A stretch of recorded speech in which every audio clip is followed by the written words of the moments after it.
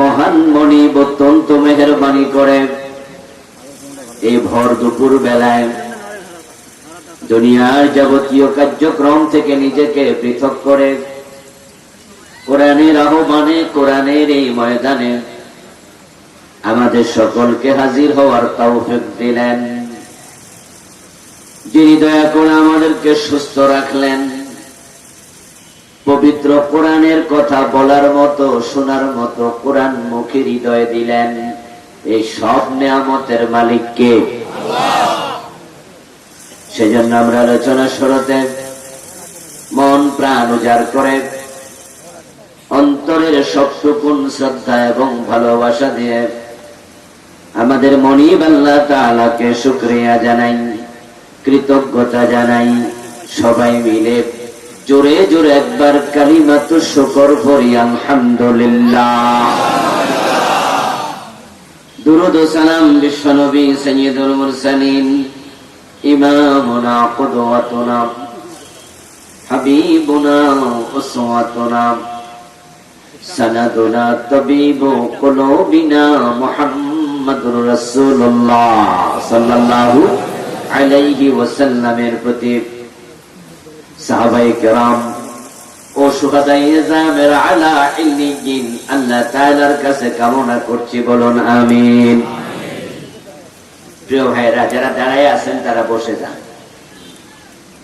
এই যে আমাদের এপাশে অনেক ভাইরা দাঁড়িয়ে আছেন, অথচ ভিতরে বসার জায়গা আছে। মাহফিল কমিটির ভলান্টিয়ার যারা আছেন, দাঁড়িয়ে থাকা ভাইদেরকে বসতে সহযোগিতা করুন।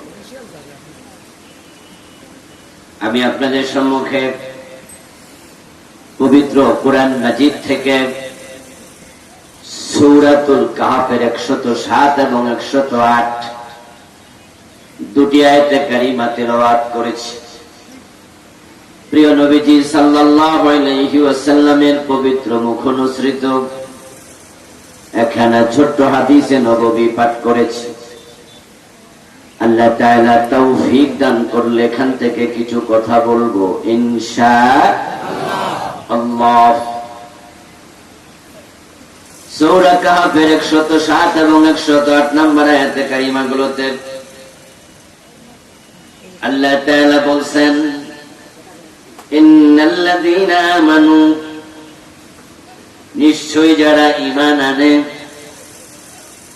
ওয়া আমিলুস সালিহাত, এবং নেক আমল করে, কানাত লাহুম জান্নাতুল ফিরদাউসি নুজুলা, তাদের জন্য জান্নাতুল ফিরদাউস প্রস্তুত করা আছে।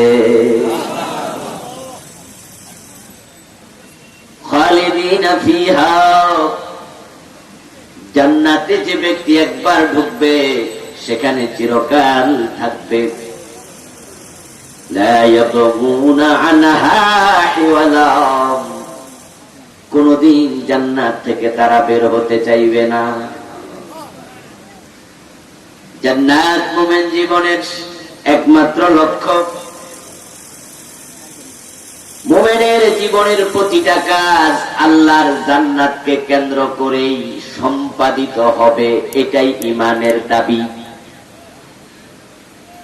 যেই কাজ করলে জান্নাত ছুটে যায় সে কাজ করতে মুমিন রাজি হবে না।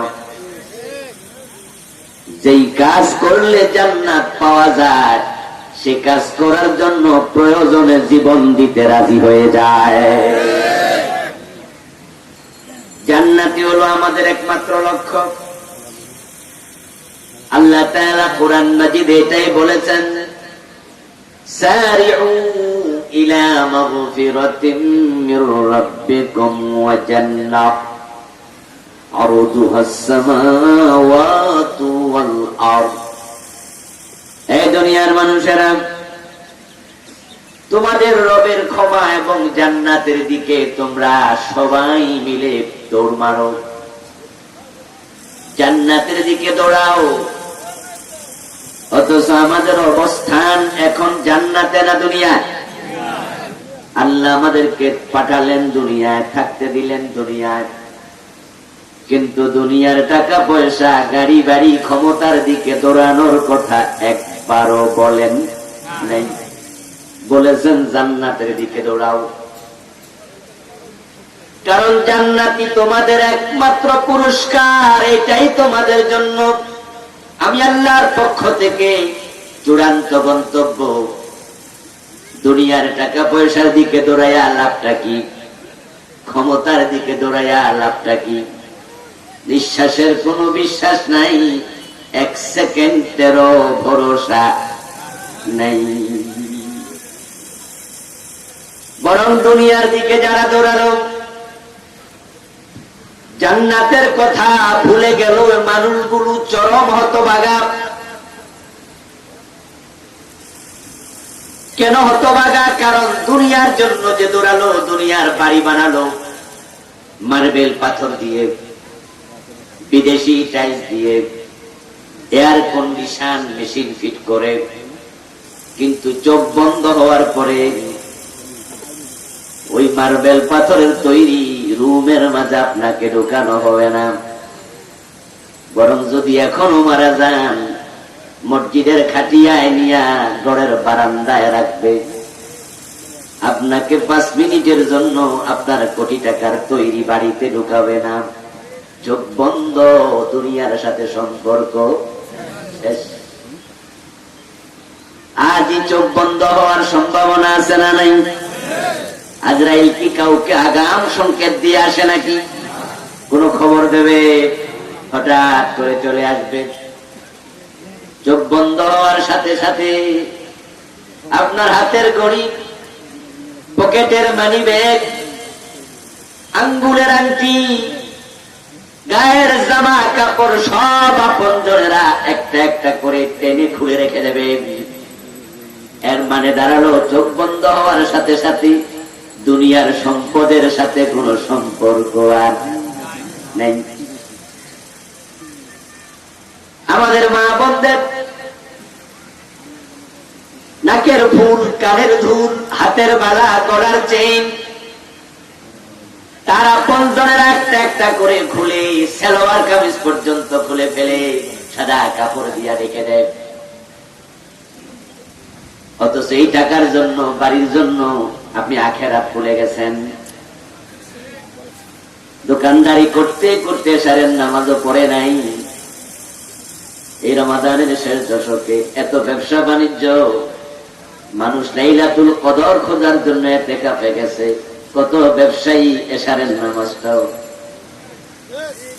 ব্যস্ত।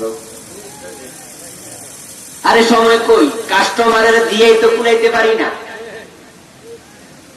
পাবলিক ওমরা করার জন্য মক্কায় চলে যায়, ইতিকাফ করার জন্য মসজিদে চলে যায়, লাইলাতুল কদর তালাশের জন্য মাগরিবের আগে মসজিদে ঢুকে যায়। আর আল্লাহর কত বান্দা আছে, তারা লাইলাতুল কদর তালাশ করবে দূরের কথা, ইতিকাফ করবে দূরের কথা, নফল নামাজ পড়বে দূরের কথা, ফরজ নামাজটাও রমাদানে পড়ে নাই। এই দুনিয়ার জন্য তো আপনি ওজনে কম দিচ্ছেন, মালে বেদাল দিচ্ছেন, মানুষ ঠকাইছেন, কিছু টাকা পয়সা যেন বেশি ইনকাম করা যায়। কিন্তু চোখ বন্ধ হওয়ার পরে অ্যাকাউন্টে কোটি টাকা পড়ে থাকবে, কাপড়ের সাথে কোন পকেট দেয়ার নিয়ম নাই। আপনার সাথে 1 পয়সা কেউ দিল না, বাড়ি গাড়ি সব থেকে গেল, খালি চলে গেলেন।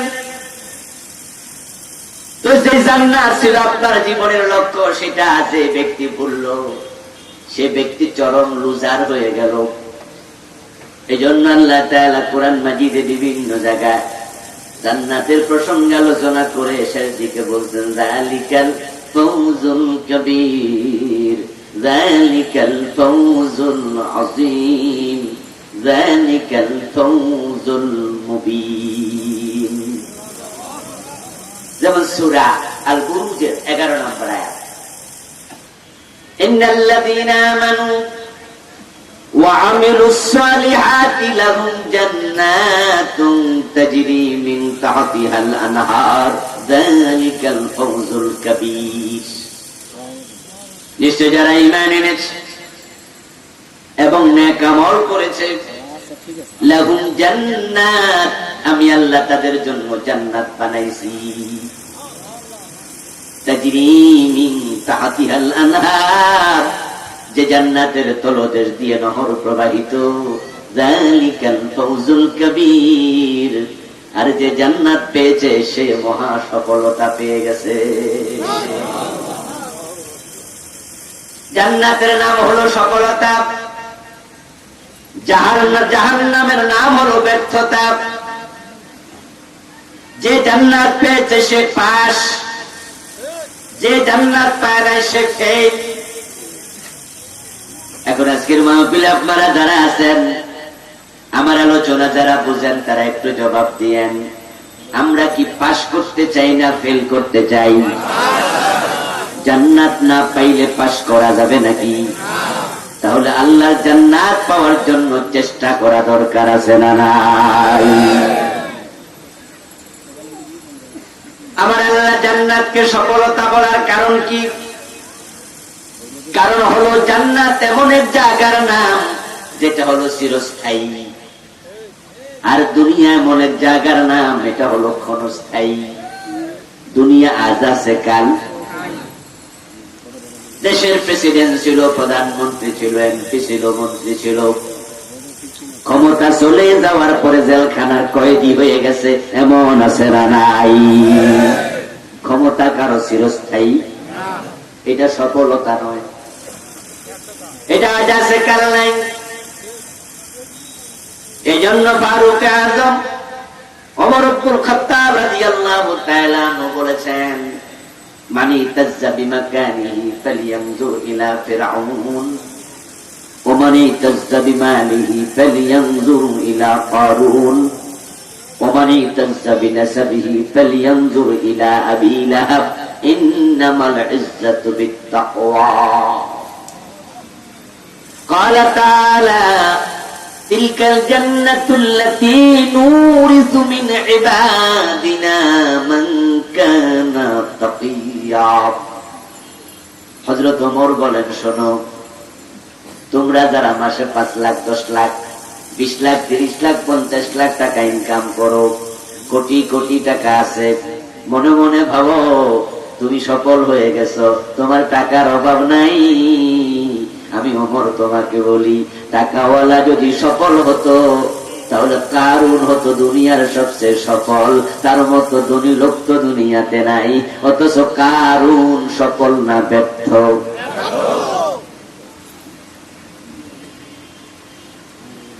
কারুন এমন এক ব্যক্তি যার সম্পদের কথা আল্লাহ নিজে সূরাতুল কাসাসে আলোচনা করেছেন। আল্লাহ নিজে বলছেন, ওয়ালাকাদ আতাইনাহু মিনাল কুনুজ, আতাইনাহু মিনাল কুনুজ।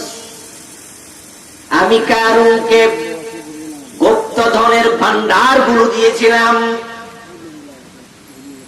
কারুনকে আল্লাহ তাআলা কি পরিমাণ জায়গা জমির সম্পদ দিয়েছে ওইটা দেখার জন্য 5-7 বছর আগে আমি মিশরে গেছিলাম।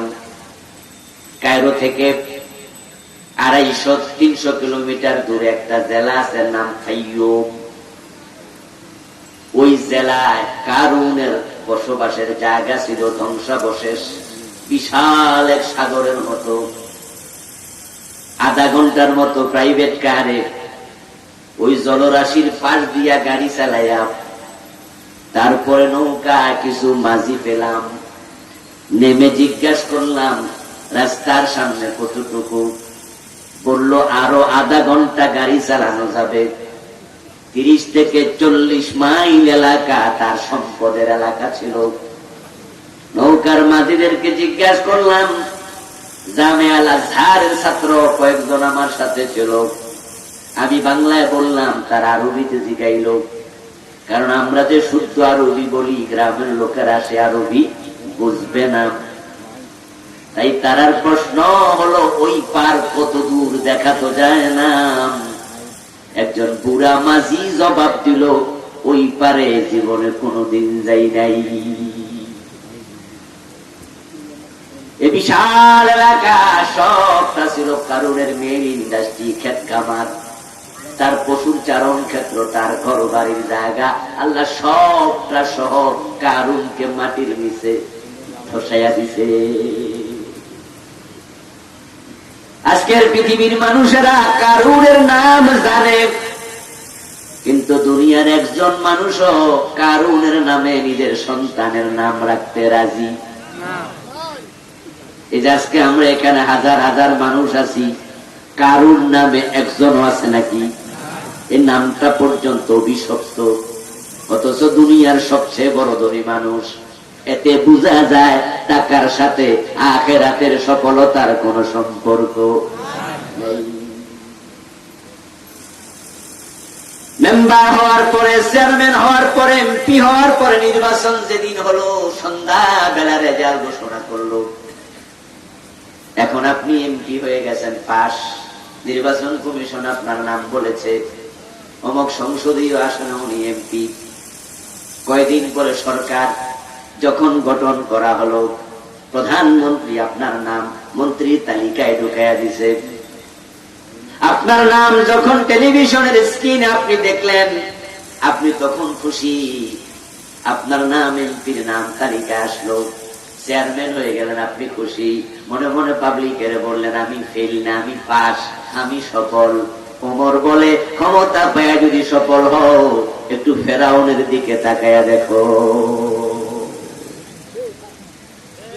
ফেরাউন কি সাধারণ নাগরিক ছিল না প্রেসিডেন্ট ছিল? মিশরের প্রেসিডেন্ট ছিল ফেরাউন। অনেক বছর, কোন কোন ঐতিহাসিক বলেন ফেরাউনের হায়াত ছিল অনেক লম্বা, তার ক্ষমতা ছিল 400 বছর। নূহ আলাইহিস সালামের হায়াত ছিল 950 বছর। আদম নবীর হায়াত ছিল 1000 বছর।